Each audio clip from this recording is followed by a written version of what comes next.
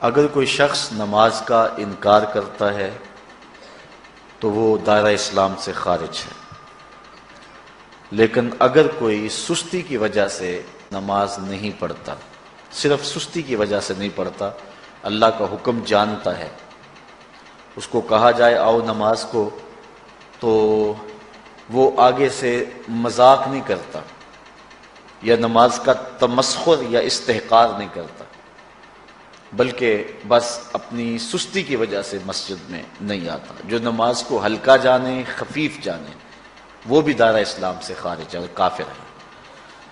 لیکن جو شخص اس کو اللہ کا حکم جانتا ہے اور اس کو پڑھنا اپنے اوپر ضروری سمجھتا ہے لیکن سستی کی وجہ سے پڑھ نہیں سکتا، تو اس کے بارے میں علماء کی آراء مختلف ہیں۔ حضرت امام اسحاق اور حضرت امام احمد رضی اللہ تعالی عنہما آپ تو فرماتے ہیں کہ ایسا شخص کافر ہے اور اس کو قتل کرنا واجب ہے۔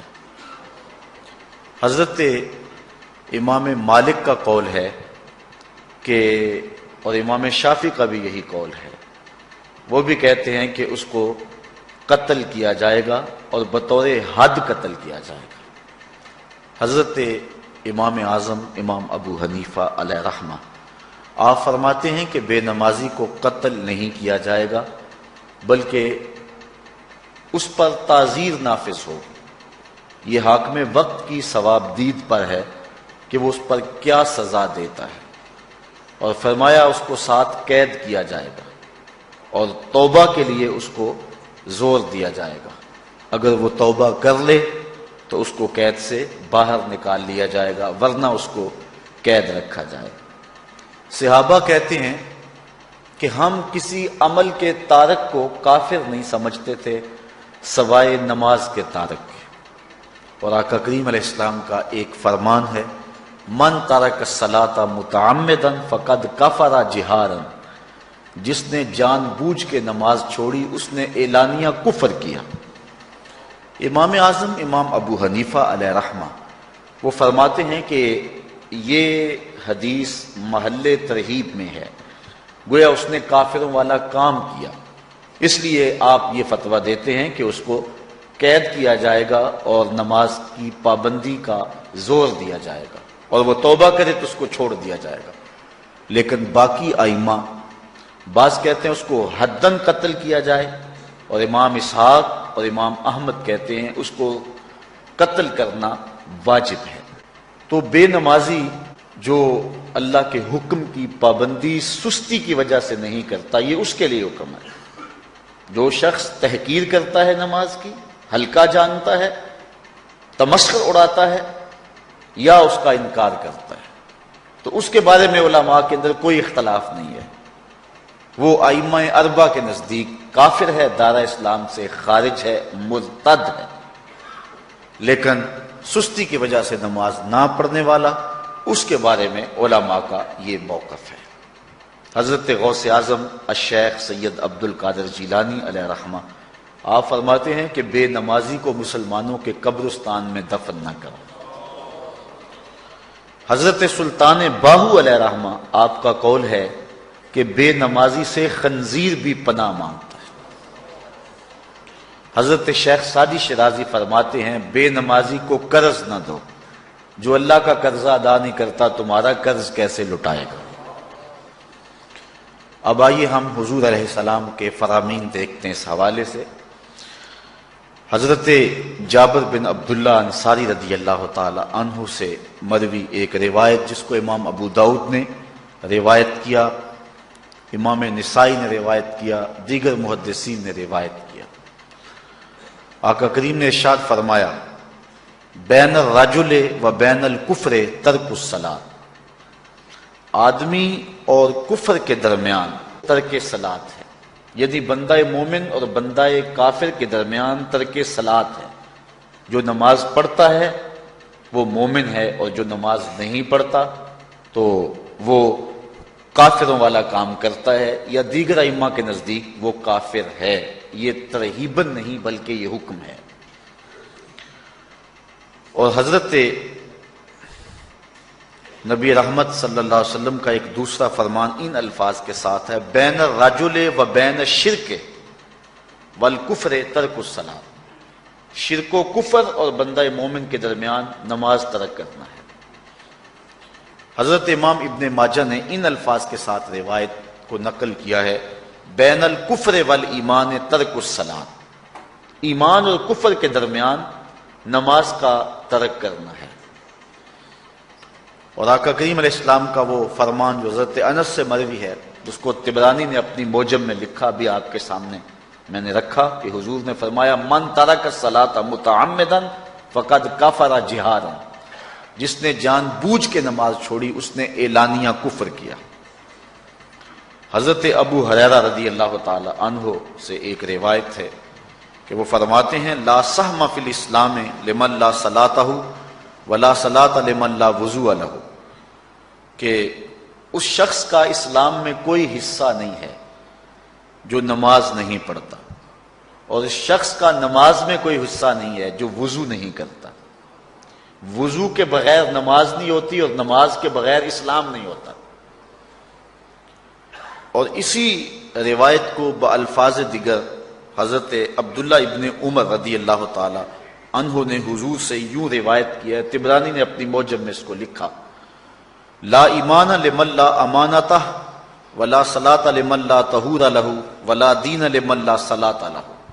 حضور فرمایا کہ اس شخص کا ایمان نہیں جس میں امانت نہیں، اور اس شخص کی نماز نہیں جس کو پاکیزگی حاصل نہیں، اور اس شخص کا دین نہیں جس کو نماز نصیب نہیں۔ حضرت امام ابن ماجہ نے اس روایت کو اپنے الفاظ کے ساتھ روایت کیا ہے۔ حضرت بریدہ رضی اللہ تعالیٰ عنہ اپنے باپ سے روایت کرتے ہیں اور وہ حضور سے روایت کرتے ہیں۔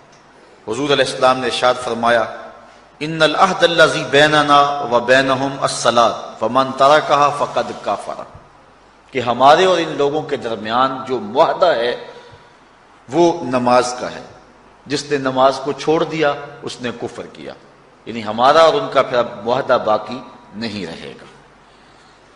حضرت امام بخاری نے روایت نقل کی ہے، حضور نے ارشاد فرمایا، من ترک الصلاۃ العصر فقد حبط اعمالہ، جس نے عصر کی نماز چھوڑی اللہ اس کے سارے عمل برباد کر دیتا۔ حضرت ابو ہریرہ رضی اللہ تعالی عنہ سے روایت ہے جس کو امام ابن ماجہ نے اور امام نسائی نے روایت کیا ہے، وہ حضور سے روایت کرتے ہیں، بڑی مشہور روایت ہے۔ حضور نے ارشاد فرمایا، ان اول ما یحاسب بہ العبد بصلاتہ فان صلحت فقد افلح وانجح وان فسدت فقد خاب وخسر۔ فرمایا قیامت کے دن بندے سے سب سے پہلا حساب نماز کا لیا جائے گا، اگر اس کی نماز ٹھیک ہو گئی تو وہ فلاح پا گیا، اگر پہلا تول ٹھیک آ گیا تو وہ کامیاب ہے، وانجح اور نجات پا گیا، وان فسدت فقد خاب وخسر، اور اگر پہلا تول ہی ٹھیک نہ ہوا تو پھر وہ ذلیل و رسوا ہو گیا۔ حضرت عبادہ بن صامت رضی اللہ تعالیٰ عنہ سے ایک طویل روایت ہے، وہ کہتے ہیں کہ حضور علیہ السلام نے مجھے 7 چیزوں کا حکم دیا، مجھے وصیت کی کہ ان 7 کاموں کو کرنا ہے۔ ان کے اندر جو دوسری چیز تھی وہ حضور نے یہ ارشاد فرمائی، وَلَا تَتْرُكُوا الصَّلَاةَ مُتَعَمِّدِينَ فَمَن تَرَكَهَا مُتَعَمِّدًا فَقَدْ خَرَجَ مِنَ الْمِلَّةِ، کہ جان بوجھ کے کبھی نماز نہ چھوڑنا، جس نے نماز چھوڑی وہ ملت اسلامیہ سے نکل گیا۔ اور حضرت معاذ بن جبل رضی اللہ تعالی عنہ سے بھی ایک طویل روایت ہے کہ حضور نبی رحمت صلی اللہ علیہ وسلم نے ان کو 10 وصیتیں کی تھی حصول برکت کے لیے۔ یہ ساری حدیث میں آپ کے سامنے رکھ دیتا ہوں۔ کہتے ہیں، اوصانی رسول اللہ صلی اللہ علیہ وسلم بعشر کلمات، حضور نے مجھے 10 باتیں ارشاد فرمائیں، حکمت سے بھری اور رحمتوں سے بھری ہوئی ایک ایک بات ہے، ان کے بول بہاروں جیسے اور اصحاب ستاروں جیسے۔ تو اتنا خوبصورت کلام، لہو خورشید کا ٹپکی اگر ذرے کا جگر چیر، حضور نے 10 باتیں حضرت معاذ بن جبل رضی اللہ تعالی عنہ کو بطور وصیت ارشاد کی. کہتے ہیں کالا، حضور نے مجھے کہا، ارشاد کیا، لا تشرک باللہ شیئا وان قتلت وحرقت، اللہ کے ساتھ کسی کو شریک نہ ٹھہرانا، اگرچہ تجھے قتل بھی کیا جائے اور تجھے آگ میں جلا بھی دیا جائے، کبھی بھی اللہ کے ساتھ شریک نہ ٹھہرانا. دوسری بات حضور نے مجھے یہ ارشاد فرمائی، ولا تاس والدیک وان امراک ان تخرج من اہلک ومالک، کہ اپنے والدین کی کبھی نافرمانی نہ کرنا، اگرچہ تجھے حکم دیں کہ اپنے مال کو اور اپنے بچوں کو لے کے گھر سے نکل جا، تو کہا یہ کر لینا، نکل جانا، لیکن والدین کی نافرمانی نہ کرنا. تیسری بات حضور نے ارشاد فرمائی، وَلَا تَتْرُكَنَّ صَلَاةً مَكْتُوبًا مُتَعَمِّدًا فَإِنَّ مَنْ تَرَكَ صَلَاةً مَكْتُوبَةً مُتَعَمِّدًا فَقَدْ بَرِئَتْ مِنْهُ ذِمَّةُ اللَّهِ. فرمایا اے معاذ بن جبل، فرض نماز جان بوجھ کر کبھی بھی نہ چھوڑنا، زندگی میں کبھی نہ ہو کہ تجھ سے فرض نماز چھوٹے، اس لیے کہ جس نے فرض نماز جان بوجھ کے چھوڑ دی، اللہ اور اس کے رسول نے اس سے اپنا ذمہ اٹھا لیا. اب وہ جدھر مرضی جائے، اللہ نے جو ذمہ لیا ہوا ہے مومن کا، اللہ اٹھا لیتا ہے. چوتھی چیز حضور نے جو ارشاد فرمائی، وَلَا تَشْرِبَنَّ خَمْرًا فَإِنَّهُ رَاسُ كُلِّ فَاحِشَةٍ. اے معاذ بن جبل، زندگی میں کبھی بھی شراب نہ پینا، ہر بے حیائی کی جڑ ہے اور بنیاد ہے شراب. پانچویں چیز کہتے ہیں حضور نے جو مجھے ارشاد فرمائی وہ یہ تھی، وَإِيَّاكَ وَالْمَعْصِيَةَ فَإِنَّ بِالْمَعْصِيَةِ حَلَّ سَخَطُ اللَّهِ. کہا کبھی اللہ کی نافرمانی نہ کرنا، اللہ کی نافرمانی سے اللہ کی ناراضگی مول لینے والی بات ہے. اللہ تعالیٰ کی معصیت سے اس کی ناراضگی جائز ہو جاتی ہے، حلال ہو جاتی ہے. اور چھٹی چیز کہتے ہیں حضور نے یوں ارشاد فرمائی، وَإِيَّاكَ وَالْفِرَارَ مِنَ الزَّحْفِ وَإِنْ هَلَكَ النَّاسِ. کہا جب محاذ پہ ڈٹا ہونا تو کبھی پیٹھ نہ پھیرنا، اگرچہ لاشیں جو ہیں وہ گر رہی ہوں اور لوگ ہلاک ہو رہے ہوں، سارے لشکر کے ہلاک ہو جانے کا ڈر بھی ہو، لیکن کہا معاذ بن جبل میں تمہیں وصیت کرتا ہوں کبھی پیٹھ پھیر کے بھاگنا نہیں ہے. حضور نے کہتے ہیں مجھے جو ساتویں چیز ارشاد فرمائی وہ یہ تھی، وَإِنْ أَصَابَ النَّاسَ مَوْتٌ فَاصْبُتْ. اگر تو کسی ایسے علاقے میں رہتا ہو جہاں موت آ جائے، کوئی بیماری آ جائے موت والی، تو علاقہ چھوڑ کے بھاگنا نہ، وہیں رہنا. تیری قسمت میں زندگی ہوئی، تجھے کوئی موت دے نہیں سکتا، اور اگر موت تیرے لیے لکھی گئی ہے تو جہاں مرضی چلا جائے تو موت سے بچ نہیں سکتا. اس لیے ایسے مقام سے بھاگ کر نہ جانا، وہیں ڈٹے رہنا اور وہیں رکے رہنا. آٹھویں چیز کہتے ہیں حضور نے مجھے ارشاد فرمائی، وَأَنفِقْ عَلَىٰ أَهْلِكَ مِن طَوْلِكَ.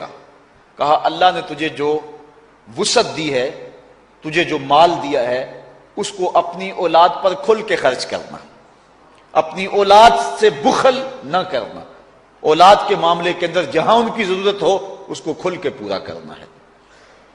اور حضور نے نویں بات جو ارشاد فرمائی وہ یہ تھی، وَلَا تَرْفَعْ عَنْهُمْ عَصَاكَ أَدَبًا. اپنی اولاد کو ادب سکھانے کے لیے ڈنڈا نہ چھوڑنا، عصا ہمیشہ لٹکا کے رکھنا، کوڑا باندھ کے رکھنا. اور 10ویں چیز کہتے ہیں حضور نے جو مجھے ارشاد فرمائی، وَأَخْفِهِمْ فِي اللَّهِ. اپنی اولاد کے دل میں اللہ کا خوف ڈالتے رہنا، اللہ کا ڈر پیدا کرنا اپنی اولاد کے اندر. تو نے اپنی اولاد کو یونیورسٹیوں اور کالجوں تک پہنچایا، بیرون ملک سے بھی تعلیم دلوائی، لیکن اللہ کا خوف نہ سکھایا. اللہ کا خوف سکھانا اپنی اولاد کو، ایسے لوگوں کی صحبت میں بٹھانا جن کی صحبت میں بیٹھ کر اللہ کا خوف پیدا ہو جائے. ان کو ایسی کتابیں لا کے دینا کہ جن سے خشیت الہی ان کے سینے میں پیدا ہو. اگر تو نے سب کچھ دے دیا، عالی نسب بنگلے دے دی اپنی اولاد کو، تو نے جو ہے وہ بہت اچھی تعلیم دلوا دی اپنی اولاد کو، دنیاوی سوسائٹی کے اندر ان کا وقار بہت بلند ہو گیا، تو نے سب کچھ دے دیا اپنی اولاد کو، اللہ کا خوف نہیں دیا تو کچھ بھی نہیں دیا. تو حضور نے جو 10ویں وصیت حضرت معاذ بن جبل کو کی، وہ یہ ہے کہ انہیں اللہ سے ڈراتے رہنا، اللہ تعالیٰ کا خوف، ان کی خشیت ان کے سینے میں پیدا کرنا۔ اللہ اکبر۔ حضور کا ایک اور فرمان سنیے۔ حضور نے فرمایا کہ جو شخص نماز چھوڑتا ہے، ایک طویل حدیث ہے جس کا یہ حصہ ہے، وَقَانَ يَوْمَ الْقِيَامَةِ مَعَ قَارُونَ وَفِرْعَوْنَ وَحَامَانَ وَأُبَيِّ بْنِ خَلَف۔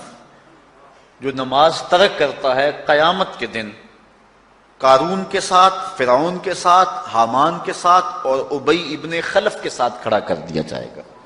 جس صف میں اللہ کے دشمن کھڑے ہوئے ہوں گے، بے نمازی کو بھی اس صف میں کھڑا کر دیا جائے گا۔ کتنی رسوائی ہے، کتنی ذلت ہے۔ کوئی بندہ یہ گوارا کرتا ہے کہ مجھے اس صف میں کھڑا کر دیا جائے جس میں دشمنان خدا کھڑے ہوں، دشمنان رسول کھڑے ہوں؟ میری کوئی بہن، میری کوئی بیٹی کیا یہ گوارا کر سکتی ہے کہ اس کو حضور پہ کانٹے پھینکنے والی ام جمیل کے ساتھ کھڑا کر دیا جائے، اس کو حضور کو اذیت دینے والی عورتوں کے ساتھ کھڑا کر دیا جائے؟ نہ میری کوئی بہن اور نہ کوئی میری ماں اس بات کو گوارا کرتی۔ تو جب ہم یہ گوارا نہیں کرتے تو پھر ہمیں عزم کرنا چاہیے کہ آج کے بعد نماز نہیں چھوڑنی۔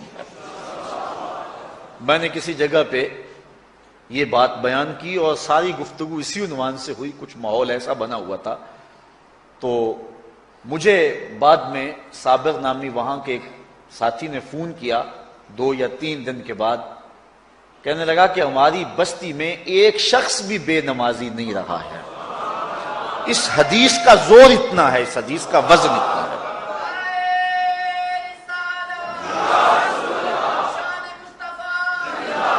تو کوئی شخص یہ گوارا کرتا ہے کہ مجھے دشمنان خدا کی صف میں کھڑا کر دیا جائے، جن دشمنوں کے چہروں پہ تارکول ملی ہوئی ہوگی اور ان پر لعنتیں برس رہی ہوں گی، اور دنیا کے اوپر سب سے رسوائی زیادہ ان لوگوں کو ہوگی، تو کوئی شخص بھی یہ گوارا نہیں کرتا۔ ہم تو ان کے سائے سے بھی بچنا چاہتے ہیں۔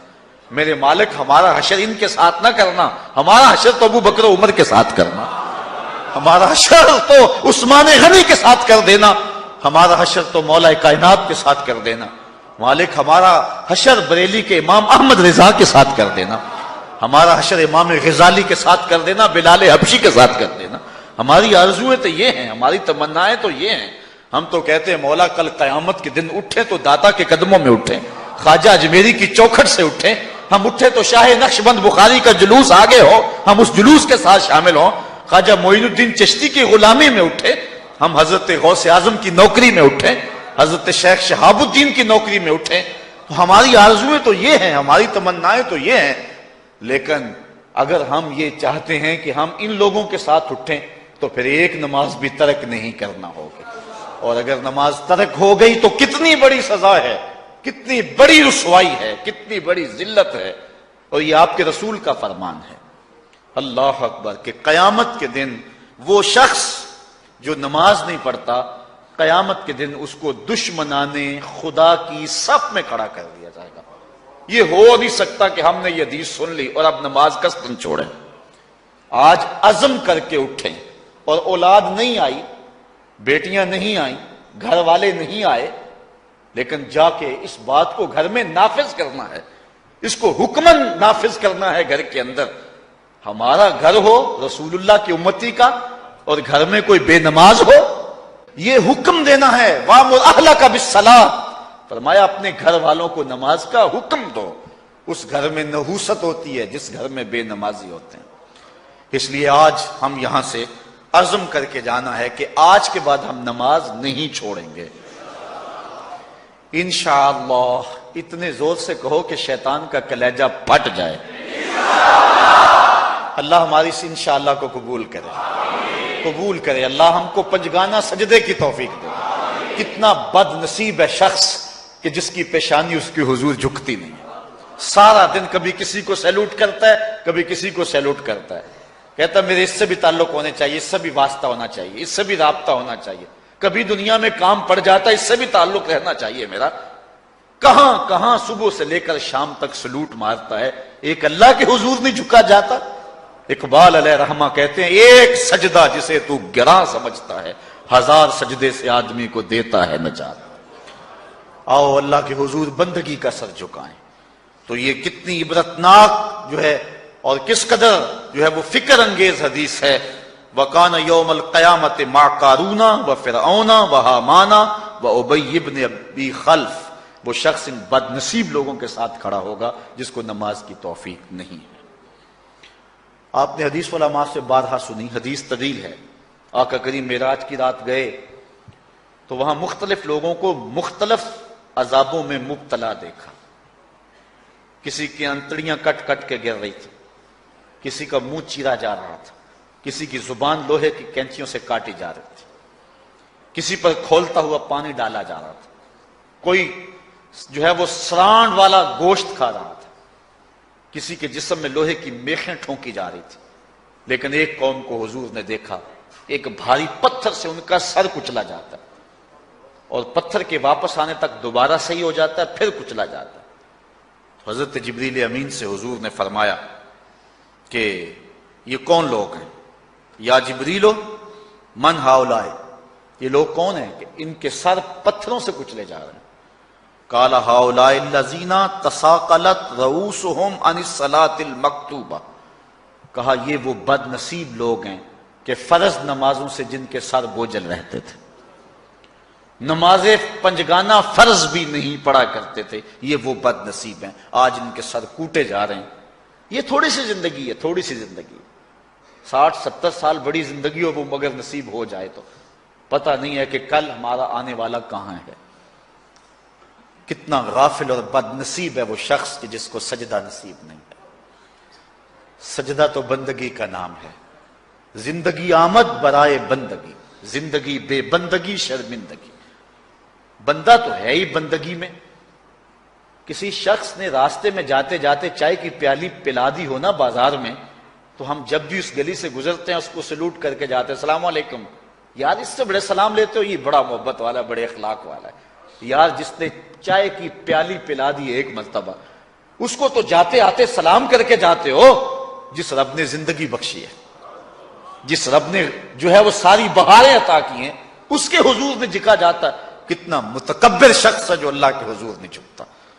اللہ اکبر. کہا یہ وہ بد نصیب لوگ ہیں فرض نمازوں سے جن کے سر بوجھل رہا کرتے تھے. اللہ اکبر. حضور نبی رحمت صلی اللہ علیہ وآلہ وسلم نے ارشاد فرمایا، نماز چھوڑنا تو خیر بہت بری بات ہے. جو شخص نماز پڑھتے ہیں لیکن جماعت سے نہیں پڑھتے، فرمایا میرا جی چاہتا ہے کہ اپنی جگہ کسی اور کو کھڑا کروں اور جوانوں کا ایک گروہ ساتھ لوں، اور جو لوگ مسجد میں نماز پڑھنے نہیں آتے ان کے گھروں کو آگ لگا دوں. رحمت للعالمین آقا فرما رہے ہیں کہ ان کے گھروں کو آگ لگا دوں. کتنا غصہ ہے ان لوگوں پر کہ جو مسجد میں آ کر نماز نہیں پڑھتے، اور جو پڑھتے ہی نہیں. اس دور میں تو کوئی تھا ہی نہیں کہ مومن ہو اور نماز نہ پڑھتا ہو. اللہ اکبر. تو مومن نماز ہی پڑھتے تھے. تو اگر کسی سے گھر میں نماز پڑھی گئی تو فرمایا میرا جی چاہتا ہے. آج نماز تو نماز رہی، ہم کو تو جمعہ بھی نصیب نہیں ہے. کتنے لوگ ہیں کہ جو پابندی کے ساتھ نماز جمعہ بھی نہیں پڑھتے ہیں. حضور کا ایک فرمان سنیے. آقا کریم نے ارشاد فرمایا، من ترک الجمعۃ ثلاث جمع متوالیات فقد نبذ الاسلام وراء ظہرہ. جس نے بغیر کسی عذر کے 3 جمعے چھوڑ دیے، اس نے اسلام کو اپنی پشت کے پیچھے ڈال دیا. اس نے پرواہ ہی نہیں کیا اسلام کی. اور ایک حدیث کے لفظ ہیں، من ترک ثلاث جمعات من غیر عذر کتب من المنافقین. جس نے بغیر کسی عذر کے 3 جمعے چھوڑ دیے، اس کا نام منافقوں کی فہرست میں لکھ دیا جاتا. اور ایک حدیث کے لفظ اس حوالے سے ہیں، من ترک ثلاث جمع تہاونا بها طبع اللہ علی قلبہ. جس نے سستی کی وجہ سے 3 جمعے چھوڑ دیے تو اس کے دل پر اللہ غفلت کی مہر لگا دیتا ہے. یہ وہ بد نصیب شخص ہے کہ جو نماز جمعہ چھوڑتا ہے. حضرت ابن حجر نے الزواجر کے اندر ایک روایت لکھی ہے. وہ فرماتے ہیں جو شخص نماز ترک کرتا ہے اس کو بہت ساری رسوائیاں ہیں. وقت اتنا طویل نہیں ہے کہ ایک ایک چیز کو تفصیل سے بیان کروں. وہ کہتے ہیں پہلی بات تو یہ ہے کہ اس کی عمر میں برکت اٹھا لی جاتی. دوسری بات اس کے چہرے سے صالحین کا نور اتار لیا جاتا ہے۔ تیسری بات، وہ کوئی بھی عمل کرے اس کا ثواب نہیں ملتا اس کو، یہ دنیا پر اس کو سزائیں ہیں۔ چوتھی سزا دنیا پر اس کو یہ ملتی ہے، اس کی دعائیں قبول نہیں ہوتی۔ اور پانچویں سزا اس کے لیے یہ ہے کہ اس کے لیے جو نیک لوگ دعا کرتے ہیں ان دعاؤں کا حصہ اسے نہیں ملتا۔ مومن نیک سحری وقت اٹھ کے دعا مانگتے ہیں اللہ پوری امت پر کرم کر دے، تو یہ بھی امت میں شامل ہے۔ دعا اللہ والے کی تو قبول ہوئی، لیکن اس کا حصہ نکال دیا گیا، اس کا حصہ نیک لوگوں کی دعاؤں سے نکال دیا گیا۔ اور جب وہ مرنے لگتا ہے، نزا کے وقت تین اس کو سزائیں ملتی ہیں۔ ایک تو بھوکا مرتا ہے، دوسرا پیاسا مرتا ہے، تیسرا ذلیل ہو کے مرتا ہے۔ اور قبر کے اندر اس کو تین سزائیں ہیں۔ حضرت امام ابن حجر کہتے ہیں ایک تو اس کی قبر تنگ کر دی جائے گی، حتیٰ کہ ادھر والی پسلیاں ادھر اور ادھر والی پسلیاں ادھر۔ دوسرا، اس کی قبر میں آگ ڈالی جائے گی، جو اللہ کی حضور نہیں جھکتا اس کی قبر اس لائق ہے کہ اس میں آگ ڈالی جائے۔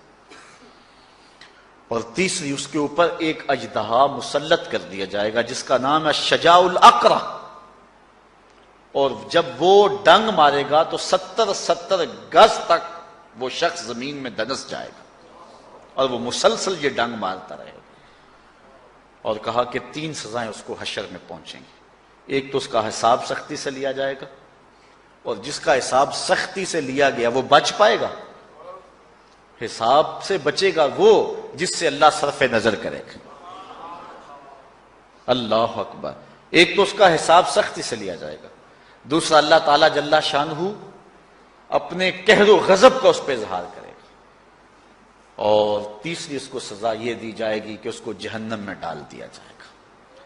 ساتھیاؤ، میں اور آپ آج کی اس بزم میں یہ پختہ عزم کر کے اٹھیں کہ آج ہم خود بھی اور اپنی اولاد کو بھی، اپنے دوستوں کو بھی، میرے والد گرامی فرمایا کرتے تھے جس سے دوستی ہو نا اس کی انگلی پکڑ کے دین کی راہ پہ لے آؤ، یہ دوستی کا حق ہے۔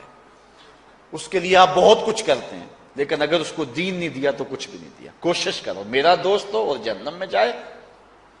والدین بچے کے مستقبل کے لیے کتنی کوشش کرتے ہیں، لاکھوں روپیہ لگاتے ہیں مستقبل ٹھیک ہو جائے، کرتے ہیں کہ نہیں کرتے؟ یونیورسٹیوں کے اندر، کالجوں کے اندر کتنی بھاری فیسیں بھرتے ہیں۔ کیوں اتنا کچھ کیوں کر رہے ہو؟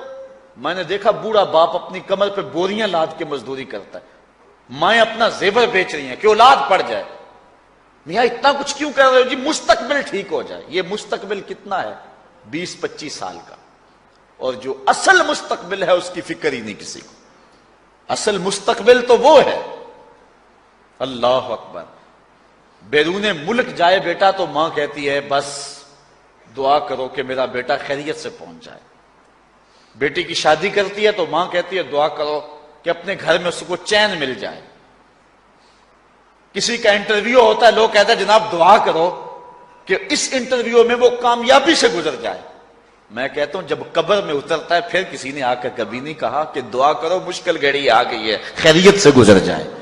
اصل امتحان تو یہ ہے، اگر اس امتحان سے گزر گیا تو کامیابی اور بامرادی۔ یہ تھوڑا سا مستقبل دنیا کا، اس کے لیے ہم کتنے پیسے لگا دیتے ہیں۔ سب کچھ اولاد کو آتا ہے، ہر شے فر فر پڑھتے اور بولتے ہیں، دعائے قنوت بھی نہیں آتی ہوتی۔ تو ہم اپنی اولاد کے لیے دین کا تحفہ اس کو کبھی نہ چھوڑیں۔ اللہ اکبر۔ کوشش کریں، محنت کریں۔ حضور نبی رحمت صلی اللہ علیہ وآلہ وسلم نے ان بد عمل واعظین کی بات بھی کی ہے کہ جو لوگوں کو نیکی کا حکم دیتے ہیں اور خود اس پہ عمل نہیں کرتے۔ آج ہمارے کچھ واعظین لوگوں کو تو واعظ و تلقین اور نصیحت کرتے ہیں اور خود نماز میں سخت سستی کا ارتکاب کرتے ہیں، اور جس سے قوم کے اندر نماز میں سستی عملاً پیدا ہو جاتی ہے۔ کوئی عرس کی تقریب ہو، کوئی محفل نعت ہو، کوئی جلسہ ہو، کوئی شادی کی تقریب ہو، نماز کے وقت کا پورا پورا خیال رکھا کریں اور اس بات کا لحاظ رکھا کریں۔ بلکہ ہمارے ہاں ایک عجیب سا فیشن ہے اور عجیب سی بات ہے، میں بڑا حیران ہوا کرتا ہوں کہ عشاء کے بعد جب جلسے ہوتے ہیں نا ہمارے مساجد کے اندر، تو مغرب سے اعلان شروع ہو جاتا ہے آج رات فلاں صاحب خطاب فرمائیں گے، اور پھر جب نماز عشاء ہوتی ہے تو ہمارا نقیب محفل کھولتا ہے لاؤڈ سپیکر اور وہ اعلان کرتا ہے حضرات جماعت ہو چکی ہے، اب مسجد میں آ جائیں۔ یعنی یہ نماز کو ہلکا کرنے والی بات ہے۔ ان کو کہا جا رہا ہے کہ بلکہ بعض تو کہہ دیتے ہیں جس کا تمہیں ڈر تھا وہ گزر گئی ہے، اب آ جاؤ، کیا لینا ہے جلسے میں آ کر اگر نماز ہی نہیں پڑھنی ہے تو۔ ممبر و محراب کے جو ذمہ دار ہیں ان سے جو ہے وہ عجیب و غریب قسم کی جو ہے وہ حرکات سکنات سرزد ہو رہی ہیں۔ یہ جو جاہل نقیبوں کا ایک غول آ گیا نا، یہ بھی ایک بہت بڑی مصیبت ہے۔ ایک تو بے تحاشا القاب، دوسرا دین کی روح سے ناآشنائی۔ وہ کسی نے کہا تھا نا کہ پہلے حضرت غوث پاک ولی بناتے تھے، چور سے کتب بناتے تھے، آج کل ہم بناتے ہیں۔ کہا تم کیسے؟ کہا ہمیں پتا ہوتا ہے یہ چور بیٹھا ہوا ہے، ہم کہتے ہیں غوث زماں اور کتب دوران۔ بے تحاشا اور بے تکا انداز، اور پھر دین کی روح سے یہ ناآشنائی کہ باقاعدہ اعلان ہوتا ہے جناب جماعت ہو چکی اب تو آ جاؤ۔ تو کیا کرنا ہے ساری رات جاگ کے اگر عشاء کی نماز ہی نہیں پڑھی تو نماز کو ہلکا کیا گیا ہے۔ اسی طرح جلسہ لمبا ہو رہا ہے اور نماز کا وقت سکڑ رہا ہے۔ ان چیزوں کا التزام کرنا ہے، ہم نے کوشش کرنی ہے۔ اور یہ بھی ایک مصیبت ہے کہ دربار بڑا اونچا ہے اور مسجد کے اندر جانوروں کی بینٹیں پڑی ہوئی ہیں۔ حیثیت تو مسجد کی ہے، دربار کی تو ثانوی حیثیت ہے۔ دربار پہ 3 کروڑ روپیہ لگا ہوا ہے اور مسجد میں چٹائیاں بھی موجود نہیں ہیں۔ اپنے بھی خفا مجھ سے ہیں بیگانے بھی ناخوش، کہ زہر حلاحل کو کبھی کہہ نہ سکا کانت، بات وہی کہتا ہوں سمجھتا ہوں جسے حق، نہ ابلہ مسجد ہوں نہ تہذیب کا فرزند۔ ہم نے ان چیزوں کو دیکھنا ہے۔ اچھا، بعض والدین کی ایک سستی ہے، وہ آتے جناب تعویذ کر دو، ہماری اولاد نماز نہیں پڑھتی، بچے نماز نہیں پڑھتے، اور کہتے ہیں جی ہماری تو چلو گزر گئی، ہم تو نہیں پڑھتے، یہ تو پڑھیں۔ میں کہتا ہوں یہ کیوں پڑھیں جب تم نہیں پڑھتے؟ الولد سر لابیہ، بیٹا باپ کا راز ہوتا ہے۔ تم مجھ سے تعویذ لینے آگے ہو، گھر میں مصلی بچھا کے سجدہ کرو، تمہاری اولاد بھی تمہارے تتبع میں سجدہ کرنے کی عادت ڈال۔ حضور فرمایا بچے 7 سال کے ہوں تو انہیں مسجد میں لے جاؤ، 10 سال کے نہیں پڑھتے تو ان کو مار کے پڑھاؤ۔ اب اولاد ہوگی جوان، خود کبھی سجدہ کیا نہیں، اب کہتے ہیں شاید تعویذ سے کم چل جائے گا۔ جو تعویذ اللہ کے رسول نے تمہیں دیا تھا کہ 7 سال کے ہوں تو پکڑ کے انگلی مسجد کا راستہ دکھاؤ، 10 سال کے ہو جائیں تو مار کے پڑھاؤ، ان کے سینے میں اللہ کا خوف داخل کرو، ان کو قرآن کی تلاوت سکھاؤ۔ علموا اولادکم 3 خصال، اپنی اولاد کو 3 چیزیں سکھاؤ۔ حب نبیکم، ایک اپنے نبی کا پیار سکھاؤ، وحب اہل بیت ہی، رسول اللہ کے اہل بیت کا پیار سکھاؤ، وتلاوت القرآن، اور قرآن کا پڑھنا سکھاؤ۔ چھین لو سیڑیاں ان کے ہاتھوں سے گانے والی، چھین لو ان کے ہاتھوں سے جو ہے وہ ناول، اور ان کے ہاتھ میں قرآن دے دو۔ کتنے خوش نصیب دن تھے، گلیوں سے گزرتے تھے، گھروں سے قرآن کے پڑھنے کی آواز آتی تھی۔ آج پاپ میوزک کی صدائیں تو آتی ہیں، آج قرآن کی آوازیں نہیں آتی۔ تو یہ عجیب ہے جی ہم نہیں پڑھتے، یہ تو پڑھے۔ میں کہتا ہوں یہ کیوں پڑھیں جب تم نہیں پڑھتے ہو؟ تمہارے اوپر کیا اب فرض ساقط ہو چکا ہے بڑھاپے کی وجہ سے؟ تم بوڑھے ہو کے نہیں پڑھتے ہو، تمہاری اولاد تم چاہتے ہو جوانی میں پڑھ لے؟ تم خود اللہ کے حضور سجدہ کرو اور پھر دیکھنا تمہارے تتبع میں، تمہاری اتباع میں تمہاری اولاد بھی تمہاری پیچھے پیچھے ہوگی۔ اللہ اکبر۔ صاحب اس عنوان سے کہنے کے لیے بہت کچھ ہے۔ اللہ تعالیٰ جل شانہ اپنی رحمتیں عطا فرمائے۔ اعلی حضرت سے 2 لوگوں نے فتویٰ پوچھا۔ بریلی کا ایک محلہ ہے، محلہ ذخیرہ، اس میں ہادی حسن اور قرب محمد نامی لوگوں نے تنظیم بنائی نماز کی دعوت کے لیے۔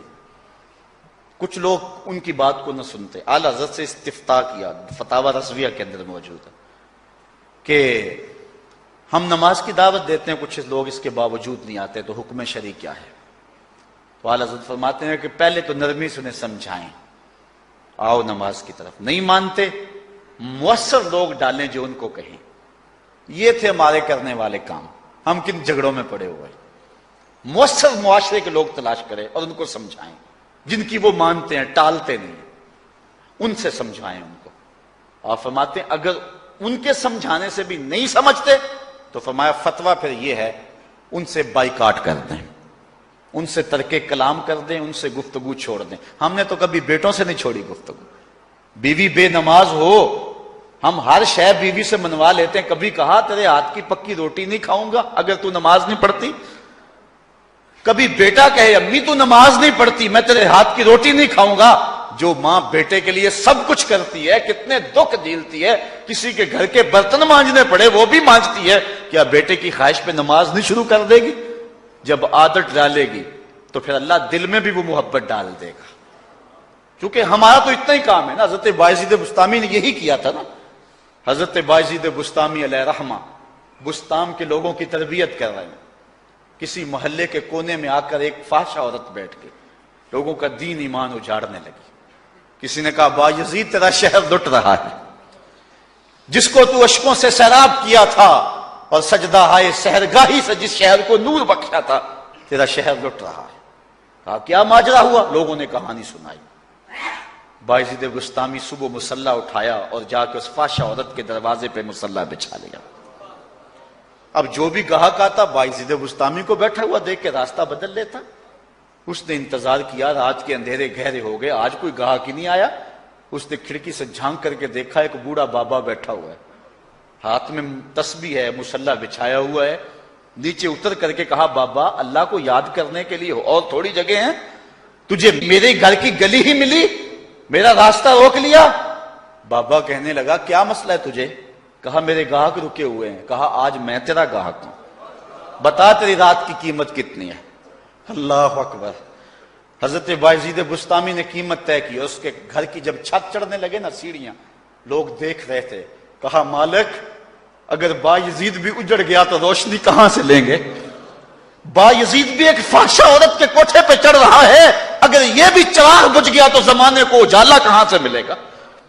لیکن قدرت کو کچھ اور ہی منظور تھا. اس سے کہا مصلی بچھا لے، جو میں کرتا جاؤں وہ کرتے جانا. پہلے وضو کیا، اس نے بھی کیا. پھر مصلی پہ آئے، وہ بھی پیچھے کھڑی ہو گئی. پھر بایزید قیام کیا، اس نے بھی قیام کیا. پھر رکوع میں گئے، وہ بھی رکوع، قوما وہ بھی قومیں. جب سجدے میں حضرت بایزید گئے، وہ بھی سجدے میں. تو بایزید رو پڑے. کہا مالک بایزید کا اتنا ہی کام تھا کہ اس کا سر تیری چوکھٹ تک جھکا دے. مالک یہاں تک لانا میرا کام تھا، دل کی دنیا بدلنا اب تیرا کام ہے. جب وہ سجدے میں جا رہی تھی تو فحشہ تھی، جب سر اٹھایا وقت کی ولیہ بن چکے تھے. ایک بزرگ کہتے ہیں میں بازار کے کنارے جا رہا تھا، ایک شرابی گرا ہوا تھا اور گندے پانی سے اس کا منہ گندا ہو رہا تھا. میرے دل میں رحم آیا، ایک انسان ہے اور یوں رسوا ہو رہا ہے. میں نے گندی نالی سے اس کو اٹھایا اور اٹھا کر کے جو ہے وہ اس کا منہ دھویا اور چلا گیا. مشہور شرابی تھا شہر کا. کہتے ہیں سحری کا وقت ہوا، تہجد کے لمحے آئے تو میں مسجد میں نماز پڑھنے کے لیے گیا. دیکھا کیا کہ وہ شرابی مصلی بچھا کے بیٹھا ہوا. میں حیران ہو گیا کہ یہ کیا ماجرا ہوا. اب صبح تو میں نے اس کو گندگی سے اٹھایا ہے اور اس کا منہ دھویا ہے. میں حیران ہوا تو ہاتف سے آواز آئی میرے بندے تو نے اس کا منہ دھو دیا تھا، میں نے اس کا دل دھو دیا. صاحبو ہم اپنا کام کریں، کوشش کریں، کھینچ کے لے آئیں کسی کو مسجد میں اور پھر دیکھنا رب کے رنگ. وہ بڑا کریم ہے، وہ بڑا رحیم ہے. آئیے آج کی اس مجلس میں ہم یہ عزم لے کر کے جائیں. اپنے لیے میرا نہیں خیال کہ اس بڑے مجمع میں کوئی ایسا شخص اب رہے گا جو نماز چھوڑ سکے گا. انشاءاللہ نہیں چھوڑ سکے گا اللہ کی توفیق سے. یہ آپ کی آنکھوں میں تیرتے ہوئے آنسو گواہی دے رہے ہیں کہ رسول اللہ کی نگاہ بھی ہو رہی ہے اور اللہ کا کرم بھی اتر رہا ہے. میرا نہیں خیال کہ یہاں سے اٹھ کر کوئی شخص جو ہے جا کے نماز چھوڑے. لیکن اب ہم نے آگے کام کرنا ہے، اپنے گھروں میں، اپنی گلیوں میں، اپنے محلوں کے اندر لوگوں کو کھینچ کر کے مسجد کا رخ دکھانا ہے. اللہ مجھ کو آپ کو اپنی رحمتوں اور کرم نوازیوں کا نور نصیب فرمائے. وآخر دعوانا ان الحمدللہ.